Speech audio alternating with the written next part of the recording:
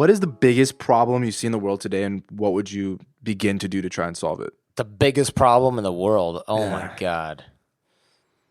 It can be, Ambushed. it could be like in the media space or just anything in general. Yeah, the biggest problem in the world is not podcast discoverability. I'll tell you that. To some, it Quite a shift. Yeah, we didn't ask in your world, you know. Yeah. No, that would the be world. That would be it. Honestly, God, it's like, Putting you on the spot here, I know. is it environmental? I mean, I'm not even qualified to answer this question. I mean, I think you are because it's asking for a personal Maybe with opinion. maybe your personal experiences. You're not. No one's man. gonna think you're The entitled. or problem anything. is entrenched money in the political space Ooh, because love this. that's one of those like people go, what? How can you not say it's the environment? Okay, well, if we didn't have entrenched political interest from oil companies, you don't think we'd have electric cars? I'm from Detroit. We used to have a great mass transit train system. Guess what? General Motors or something like that bought it, ripped it out so that people had to buy effing cars. Give me a break. Now we have like 8-lane roads in Michigan so people can drive up and down Woodward, which is the first Who highway. decides all that? It's just like The auto companies, that's the problem. Yeah. If you go to countries where they don't have this, they have mass transit, high taxes on cars because people don't need them. You'd rather ride on the train because it's fast, easy, clean, and gets you exactly where you want to go. And the environment is cleaner. Here, think about this. Everyone is riding essentially a glorified lawnmower with air conditioning by themselves to work every single day and parking it. Yeah. And they're burning fossil fuels doing it because, God forbid, we should subsidize electric cars and get people to run on the same grid and get a good economy God forbid of we scale. reduce traffic, Yeah, God. I mean, it's absolutely insane. And that's entrenched money in politics. So you have those environmental concerns, you have those infrastructure concerns, and then it's like, oh, what about education for everybody? You don't think we would have free universal education or healthcare if we didn't have lobbyists going, well, we can't have universal healthcare. We'll end up like Sweden, where everybody's healthy and lives longer. Oh, well, I mean, we'll end up like Canada. Oh, where everyone's healthier and lives longer. I mean, we'll end up like,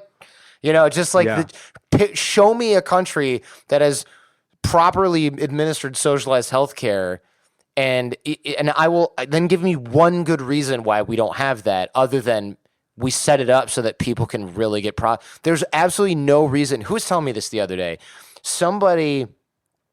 Who's telling me this? They have a bill from the hospital. It was a friend of the family. She got rear-ended by somebody, and she's not injured, but she has a $20,000 hospital bill. How is that possible? The ambulance ride was like $1,800. Yes. I mean, give me a break. It's really bad. It's Healthcare insane. costs are insane, yeah. And it's criminal because my health insurance, I am healthy AF, okay? And I'm 38. I had to think about that. Maybe I'm not that healthy. Maybe there's something. I should have that checked out. I should have that checked out.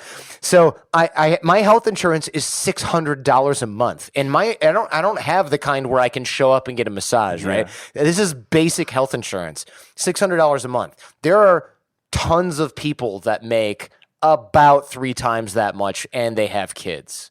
So the 1/3 of their income goes to like basic health insurance. God forbid you live in a city like LA or San Francisco. Oh my gosh. And God forbid they get rear-ended and not injured and end up with a $20,000 bill, and their insurance pays for like $4,000 of it and the rest of it's on them.